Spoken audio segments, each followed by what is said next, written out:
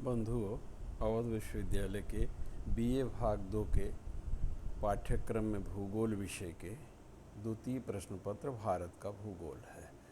आज हम आपसे भारत के भूगोल के बारे में चर्चा करना चाह रहे हैं। विश्व का एकमात्र ऐसा देश है जो संपूर्ण संस्कृतियों के भौतिक और सांस्कृतिक दोनों स्वरूपों से संपन्न हमारा भारत पूरी धरती का विश्वगुरु कहा जाता था, आज भी कहा जाता है। खैर, हम आपसे चर्चा करते हैं। भारत के भौगोलिक व्यक्तित्व की बातें हमने पहले किया है। आज हम भारत के भौतिक प्रदेश के बारे में आपसे चर्चा करते हैं। चूँकि समय कम है, सीमित समय में हम जल्दी अपनी बातें आपसे कहना चाह रहे हैं। भारत के भौतिक प्रदेश के संदर्भ में, चाहे हम भारत के भौतिक प्रदेश कहें, भारत के प्राकृतिक प्रदेश कहें, भारत के उच्चावचीय प्रदेश कहें, सबका मतलब एक होता है।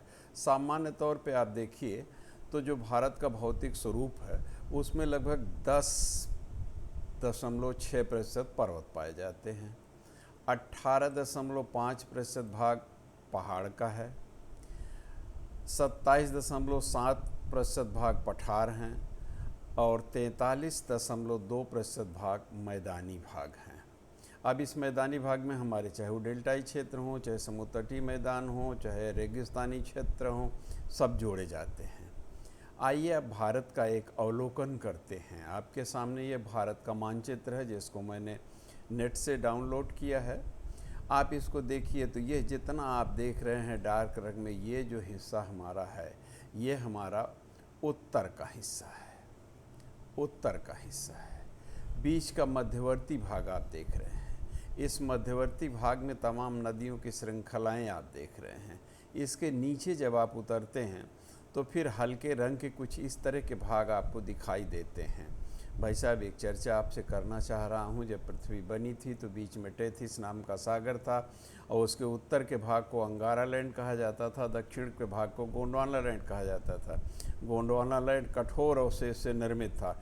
हमारा ये मध्यवर्ती क्षेत्र उसी गोंडवाना लैंड का अवशेष माना जाता है, जो खनिजों का अपरंपार भंडार अपने हृदय में छुपाए हुए है। इसके बाद ये हमारे दोनों तटीय प्रदेश हैं, इधर समुद्र है, आप देख रहे हैं। तो भारत का जो एक भौतिक स्वरूप है ये दुनिया के हर देशों से विलक्षण है।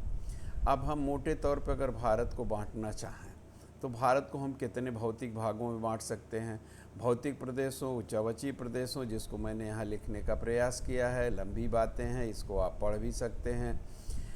मोटे तौर पे हम भारत को विस्तार की दृष्टि से अगर देखते हैं तो भारत का उत्तरी पर्वतीय भाग, जिसे हम महान हिमालय भी कहते हैं, उत्तरी हिमालयी क्षेत्र भी कहते हैं, उत्तरी पर्वतीय प्रदेश कहते हैं। दूसरा भाग जो हमारा आता है वो सिंधु नदियों से निर्मित समतल मैदान कहा जाता है, सिंधु गंगा का मैदान कहा जाता है, उत्तर का विशाल मैदान कहा जाता है। और तीसरा भाग इसका प्रायद्वीपीय पठारी भाग माना जाता है।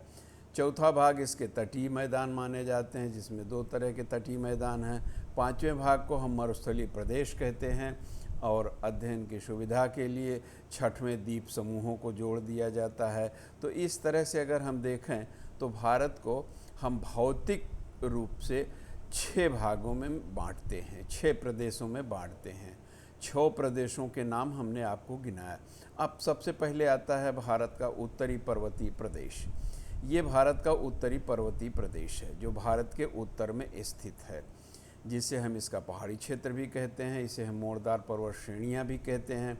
अब ये पूरा हिस्सा जो हमारा है आप देखिए धनुषाकार रूप में फैला हुआ है और इस पूरे हिस्से के नाते ही, इस पर्वतीय क्षेत्र के नाते ही जलवायु दशाएं भारत की विश्व में सबसे विलक्षण हैं। संस्कृत में कहा गया अस्तित्वरश्याम दिश देवतात्मा।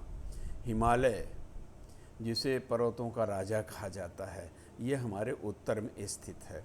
अब ये हिमालय बहुत विस्तृत क्षेत्र में स्थित है, धनुषाकार रूप में फैला हुआ है। इसको अध्ययन की सुविधा के लिए विद्वानों ने बांटने का प्रयास किया है। तो पहला भाग इसको हम ट्रांस हिमालय कहते हैं, दूसरे भाग को हम मुख्य हिमालय या महान हिमालय कहते हैं और तीसरे भाग को पूर्वांचल हिमालय की संज्ञा दी गई है। अब देखें आप, पहला भाग जो हमारा है जिसे ट्रांस हिमालय कहा जाता है, इसको तिब्बत हिमालय भी कहा जाता है। इसकी प्रमुख रूप से जास्कर श्रेणी है, लद्दाख श्रेणी है और काराकोरम श्रेणी है। चौथा इसकी कैलाश श्रेणी है। अब आप देखें तो इस मानचित्र में आइए आपको दिखाते हैं। यहाँ आप देखिए तो ये हिस्सा जो हमारा है ये काराकोरम श्रेणी है, ये काराकोरम श्रेणी है। इसके बाद आप देखिए तो ये हमारी लद्दाख की श्रेणी है, ये हमारी यास्कर श्रेणी है। एक बात दिमाग में आता है कि जब ये हिस्सा हमारा यहाँ कश्मीर में इनका छोटा भाग है, इसका ज़्यादा हिस्सा तिब्बत क्षेत्र पड़ता है, इसीलिए से तिब्बत हिमालय कहा जाता है। इसका विस्तार आप देखिए तो ये अब इसके बाद अगर दूसरे भाग में आते हैं तो वो हमारा महान हिमालय पड़ता है। और महान हिमालय जो है, महान हिमालय ही मुख्य रूप से उसे मुख्य हिमालय भी कहते हैं। और इस महान हिमालय की बड़ी लंबी श्रृंखलाएं हैं। अध्ययन की सुविधा के लिए उसको हम 3 श्रृंखलाओं में विभक्त करते हैं। अब उन 3 श्रृंखलाओं में पहला हमारा महान हिमालय है, जिसे उच्च हिमालय भी कहा जाता है। ये सबसे उत्तर में स्थित है। इस श्रृंखला के मध्य में कई अंतरपदीय घाटियाँ भी स्थित हैं, जिसे महान हिमालय और लघु हिमालय के बीच में कश्मीर की घाटी है, जिसे फूलों की घाटी भी कहा जाता है। सबसे महत्वपूर्ण भाग यही है, जम्मू कश्मीर तथा हिमालय प्रदेश में स्थित है। आस्कर श्रृंखला के नाम से भी जाना जाता है। महान हिमालय औसत ऊंचाई इसकी 6000 मीटर है और सर्वोच्च शिखर माउंट एवरेस्ट यद्यपि भारत में नहीं है, नेपाल में है। इसकी ऊंचाई 8850 मीटर है। भारत में अवस्थित श्रृंखलाओं में कंचनजंगा सर्वोच्च श्रृंखला है, सिक्किम में है, जिसकी ऊंचाई 8548 मीटर है। लघु हिमालय, इसकी ऊंचाई 1000 से 450 मीटर है। महान हिमालय की सभी चोटियां हिमरेखा के ऊपर अवस्थित है, यानी कि पूरे वर्ष भर वो हिमाच्छादित रहती हैं और वहाँ ग्लेशियर के ऊंचे ऊंचे भाग पाए जाते हैं। दूसरा हमारा जो आता है उसे हम शिवालिक श्रेणी कहते हैं, कुछ लोग इसको पादप प्रदेश कहते हैं। और लघु हिमालय ये बीच वाला हिस्सा है, लेकिन यहाँ इसको 2 नंबर 2 पे शिवालिक श्रेणी लिख दिया गया है। अब शिवालिक हिमालय जो है, इसकी औसत ऊंचाई 600 से 1500 मीटर के बीच मानी गई है। ये कभी भी हिमाच्छादित नहीं होते हैं। जम्मू कश्मीर तथा हिमाचल प्रदेश में इसकी औसत चौड़ाई 50 मीटर है, जबकि अरुणाचल प्रदेश में यह 10 से 15 किलोमीटर चौड़ा है। कई जगह यह अनुपस्थित भी है, अर्थात ये श्रृंखला के रूप में नहीं पाए जाते हैं। लघु हिमालय ढालों के, लघु हिमालय जो है ये पादप प्रदेश भी इसको हम कहते हैं, ढालों पे स्थित है। यहाँ बड़ी बड़ी घासें भी पाई जाती हैं, तमाम ऐसी वनस्पतियाँ पाई जाती हैं, खनिज भी इन क्षेत्रों में पाए जाते हैं। इसमें तमाम दर्रे भी पाए जाते हैं। ऐतिहासिक कारणों के कारण ये दर्रे शुरुआती दौर में इसके माध्यम से ही देशाटन होता था, व्यापार होता था और वहीं से सारी चीज़ें चलती थी, देश विदेश से संपर्क होता था। अब देखिए, अगर आप तो संक्षेप में अगर हम कहना चाहें तो हिमालय एक ऐसा भाग है जो भारत की सांस्कृतिक धरोहर माना जाता है। भारत के सांस्कृतिक निर्माण में इसका सबसे बड़ा योगदान है और हिमालय का योगदान पूरे विश्व में गिना जाता है। आज जहां हम 6 ऋतुओं का सुख भोगते हैं, अगर हिमालय न होता तो शायद इन 6 ऋतुओं का सुख भारत के लोगों को न मिल पाता। हिमालय हमारी जलवायु दशा, हमारे खनिज संसाधन, हमारे प्राकृतिक वनस्पतियाँ, सबके लिए भारत के लिए वरदान साबित हुआ है।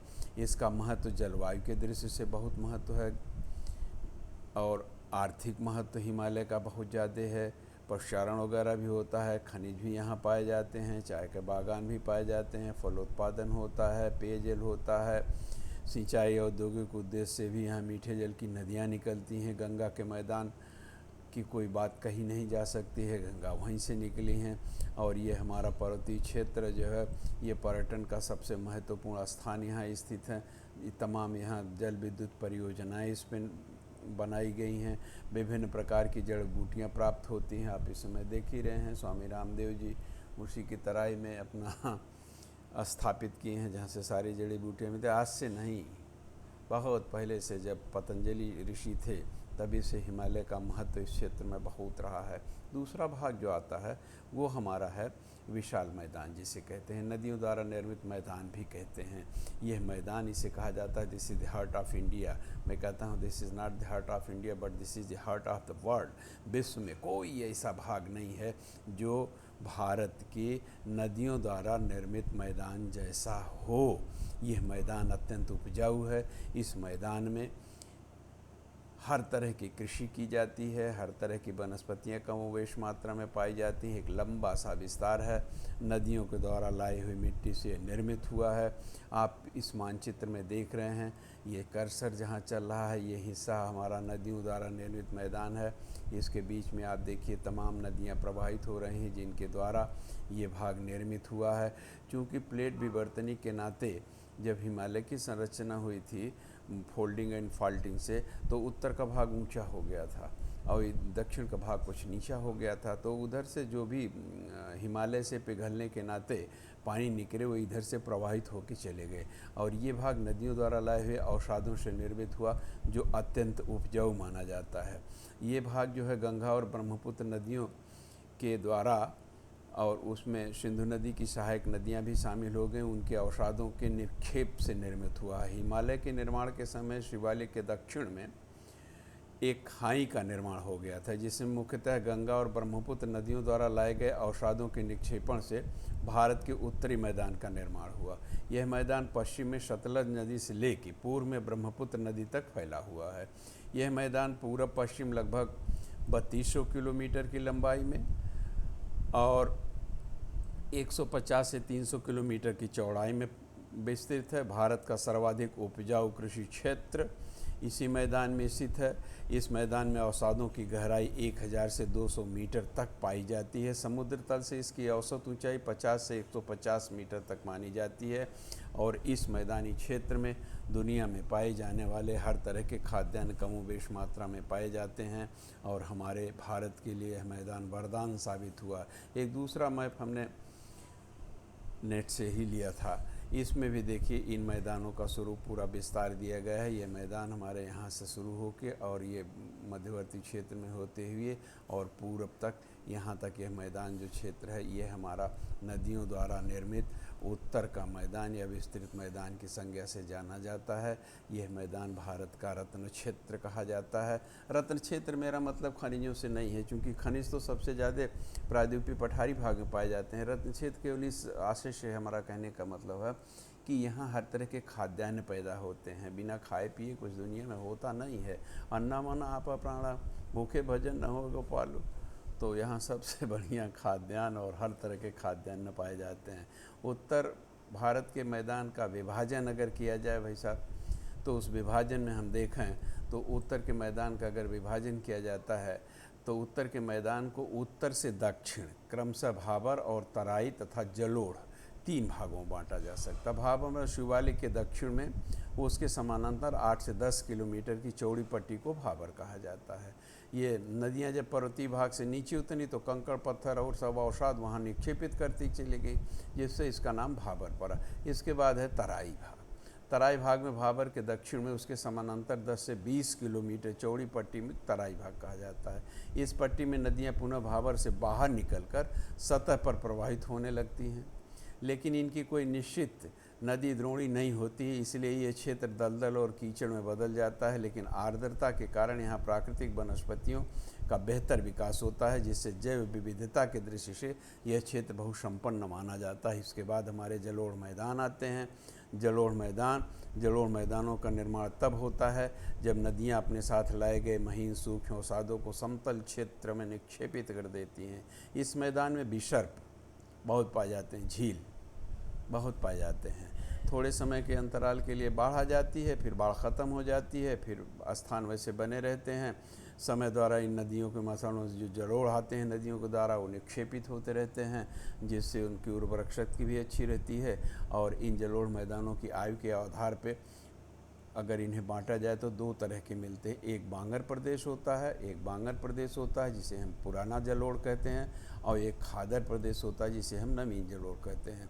इस आधार निक्षेपण के या उत्तर भारत के मैदानों को नदी के अवसादों के निक्षेपण के आधार पर हम 2 भागों में बांटते हैं। एक को हम कह सकते हैं सिंधु गंगा का मैदान और दूसरे को कहते हैं ब्रह्मपुत्र का मैदान। इसे 2 भागों में बांटा जा सकता है। अब ये दोनों मैदान हैं तो सकरे, लेकिन आपस में जुड़े हुए हैं, इनका अलग से विभाजन नहीं किया गया है। अध्ययन की सुविधा के लिए 2 भागों में हम बांट लेते हैं। तीसरा हिस्सा जो भारत का पड़ता है भौतिक दृष्टि से, वो हमारा है प्रायद्वीपीय पठारी भाग, जो कठोर भाग है और मध्य में स्थित है। जितने आप डार्क रंग की ये क्षेत्र देख रहे हैं, ये हमारा पठारी हिस्सा है, जहाँ हमारे हर तरह के खनिज पाए जाते हैं और भारत के लिए सबसे महत्वपूर्ण क्षेत्र है। लेकिन कृषि उत्पादन के लिए ये क्षेत्र उतना महत्वपूर्ण नहीं है। उत्तर भारत मैदान के दक्षिण में और प्रायद्वीपीय पठार स्थित है, जो कि भारत का सर्वाधिक प्राचीन भाग है। भारत का ये प्रायद्वीपीय पठार प्राचीन गोंडवाना लैंड का अवशेष माना जाता है। इसे हम अध्ययन की सुविधा के लिए दो भागों में बांटते हैं। एक तो मध्यवर्ती उच्च भूमि है, जिसकी ऊंचाई ज़्यादा है, और दूसरा दक्कन का पठार कहते हैं। जो विंध्याचल पर्वत श्रेणी है, उसे हम उच्च भूमि के नाम से, मध्य उच्च भूमि के नाम से जानते हैं। यह उत्तर पश्चिम में अरावली पर्वत और उत्तर में गंगा के मैदान से घिरा हुआ है। मध्य उच्च भूमि के पश्चिम भाग को मालवा पठार के नाम से जाना जाता है तथा पूर्वी भाग को छोटा नागपुर के पठार के नाम से जाना जाता है। इन दोनों के मध्य बुंदेलखंड और बघेलखंड का पठार स्थित है। यह पश्चिम में पश्चिमी घाट और पूर्व में पूर्वी घाट से घिरा हुआ है। पूर्वी घाट की तुलना में पश्चिम घाट अधिक सतत ऊंचा है। पश्चिम घाट में सह्याद्री, नीलगिरी, अन्नामलाई और कार्डमम की पहाड़ियां शामिल हैं। पश्चिम घाट की ऊंचाई उत्तर से दक्षिण की ओर बढ़ती जाती है।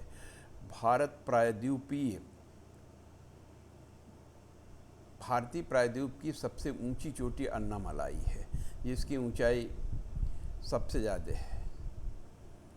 दक्कन का पठार उत्तर पश्चिम भाग लावा प्रवाह से बना हुआ है, जिसे दक्कन का ट्रैप कहते हैं। उत्तर की ओर प्रवाहित होने के दौरान यह प्रायद्वीपीय पठार दरारी ज्वालामुखी क्रिया और दक्कन ट्रैप का निर्माण हुआ। दक्कन ट्रैप लगभग संपूर्ण महाराष्ट्र और गुजरात, कर्नाटक, मध्य प्रदेश के कुछ भागों में पाया जाता है। प्रायद्वीपीय पठार में अधिकांश नदियां जैसे गोदावरी, कृष्णा, कावेरी आदि पूर्व की ओर बहती हुई बंगाल की खाड़ी में जाके गिरती हैं। लेकिन दो नदियां ऐसी हैं, नर्मदा और ताप्ती। ये प्रायद्वीपीय नदियां पश्चिम की ओर बहती हुई अरब सागर में जाके गिरती हैं। इसके बाद जो चौथा भाग कहते हैं, उसे हम तटीय मैदान कहते हैं, जो भारत के दोनों तटों पर विस्तृत है। इन दोनों तटों के इस भाग को हम तटीय मैदान कहते हैं। ये तटीय मैदान बहुत महत्वपूर्ण है। इन तटीय पठारी भागों के दोनों ओर पूर्वी घाट तथा पश्चिमी घाट, या पूर्वी तटीय प्रदेश और पश्चिमी तटीय प्रदेश के नाम से भी इसे जाना जाता है। इस तटीय मैदान की लंबाई करीब 6100 किलोमीटर है। इन्हें पश्चिम तथा पूर्वी तटीय मैदान में विभाजित किया जाता है। अब पश्चिमी समुद्र तटीय मैदान जो है, उसका विस्तार गुजरात में कच्छ की खाड़ी से लेकर और कुमारी अंतरीप तक पाया जाता है। इसकी औसत चौड़ाई 64 किलोमीटर है और इस मैदान के सर्वाधिक चौड़ाई नर्मदा और ताप्ती नदियों के मुहाने के समीप लगभग 80 किलोमीटर पाया जाता है। इस मैदान को 5 उपखंडों में हम बांट लेते हैं, जिसे कच्छ का प्रायद्वीप तटीय मैदान है, गुजरात का मैदान है, कोंकण का मैदान है और कनारा तटीय मैदान है, मालवा का मैदान है। अब कच्छ का जो प्रांतीय तटीय मैदान है, ये कच्छ का प्रांतीय तटीय मैदान शुष्क एवं अर्धशुष्क रेतीला मैदान है। इसके मध्य में गिरनार पहाड़ियाँ स्थित हैं। गुजरात का मैदान है, इसका विस्तार कच्छ से लेकर सौराष्ट्र के पूर्व में है। इस पर माही, साबरमती, नर्मदा, ताप्ती नदियाँ प्रवाहित होते हुए अरब सागर में आके मिलती हैं। कोंकण का मैदान है, कनारा तटीय मैदान है और मालाबार का तटीय मैदान है। इस तरह से हमारा जो पश्चिमी तटीय भाग है, ये आज भी बहुत हो रही। इस पर लैगून नामक छोटी छोटी तटीय झीलें पाई जाती हैं, जिसमें मत्स्य पालन किया जाता है। पूर्वी तटीय मैदान जो है, वो पश्चिम बंगाल से लेकर कन्याकुमारी तक फैला है। इसकी चौड़ाई पश्चिमी तटीय मैदान की अपेक्षा अधिक है। इस मैदान में प्रवाहित होने वाली नदियाँ महानदी हैं, गोदावरी है, कृष्णा है, कावेरी है आदि नदियों के डेल्टाओं से निर्माण हुआ है। इस पर चिल्का तथा पुलिकट जैसी विस्तृत लैगून झीलें भी हैं। इस मैदान के उत्तरी भाग को उत्तरी सरकार तथा दक्षिणी भाग को कोरामंडल तट के नाम से जाना जाता है। अध्ययन की सुविधा के लिए इसे उत्कल का मैदान, आंध्र का मैदान और तमिलनाडु का मैदान 3 भागों में विभाजित किया गया है।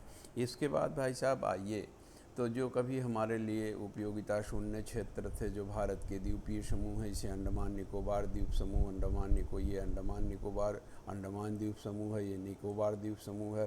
किसी ज़माने में इसका उपयोग नहीं किया जाता था। समुद्रों के बीच में जो वनस्पतियाँ उग जाती हैं, आप देख रहे हैं विशालकाय वनस्पतियाँ रहती हैं। अब इन वनस्पतियों यानी इन क्षेत्रों में अधिवास विकसित हो गए हैं, लोग रह रहे हैं, बहुत उच्च कोटि के रहने की व्यवस्था हो गई है, पिकनिक प्लेस हो गए हैं। तो भारत में दो प्रमुख द्वीप समूह हैं, एक अंडमान है, दूसरा अंडमान निकोबार, और दूसरा लक्षद्वीप है जो हमारे इस तरफ पड़ता है। तो एक लक्षद्वीप है और पहला अंडमान निकोबार द्वीप समूह है। अंडमान निकोबार द्वीप समूह में बंगाल की खाड़ी में ये हमारा द्वीप समूह है, जिसकी राजधानी पोर्ट ब्लेयर है। बंगाल की खाड़ी में उस स्थान पर स्थित है जहाँ बंगाल की खाड़ी एक अन्य छोटे समुद्री क्षेत्र अंडमान सागर से आके मिलती है। इस समय इसका महत्व बहुत बढ़ गया है, लोग वहाँ घूमने जाते हैं, तमाम तरह के खाद्य पदार्थ भी वहाँ मिलते हैं, और वो उद्योगों के दृष्टि से भी इसका महत्व धीरे धीरे बढ़ता जा रहा है। और अंडमान के सर्वोच्च शिखर माउंट सैंडल है, जो 733 मीटर ऊंचा है। इस क्षेत्र में दो ज्वालामुखी द्वीप हैं, जिसे बैरन द्वीप तथा एक को नारकोडम द्वीप कहा जाता है। इसके बाद वैसे भारत का एकमात्र सक्रिय ज्वालामुखी बैरन है, जो कि अंडमान निकोबार द्वीप समूह के पूर्वी क्षेत्र में ही स्थित है। ये हमारा जो ज्वालामुखी बैरन है, अंडमान निकोबार के पूर्वी क्षेत्र में ही स्थित है। और किसी द्वीप को निकोबार द्वीपों की राजधानी के रूप में जाना जाता है तो कार निकोबार उसे कहते हैं। अंडमान व निकोबार द्वीप समूह सबसे पास स्थित देश हमारा इंडोनेशिया माना जाता है। इसके बाद लक्षद्वीप है, जो अरब सागर के द्वीप में है, अरब सागर में है। तो लक्षद्वीप की राजधानी कावारत्ती है। अरब सागर में ये द्वीप प्रवाल भित्तियों से बना हुआ है। प्रवाल भित्तियाँ जब बड़ी हो गई, पुरानी हो गई, तो वहाँ जो द्वीप स्थित हुआ लक्षद्वीप हो गया। अब यहाँ भी लोगों का आना जाना बढ़ गया है, और अब यहाँ भी धीरे धीरे लोगों का विस्तार हो रहा है। केरल राज्य के द्वारा इसका सारा सब कुछ देखा जाता है। केरल राज्य के अधीन हमारा ये द्वीप समूह आता है, और ये सबसे दक्षिण में स्थित है। इस तरह से आप देखिए तो मैंने बहुत जल्दी आपसे भारत के भौतिक विभाग की चर्चा की है। समस्या ये रहती है कि अधिक देर तक संचार मीडिया से बात भी नहीं हो सकती है। तो मेरा आपसे एक ही अनुरोध है कि आप समय निकाल के और इन चीज़ों को देखते रहें। पूरे अध्ययन के लिए आप इसको पूरा पढ़ेंगे तो सारी जानकारी हमने इसमें समाहित किया है। धन्यवाद।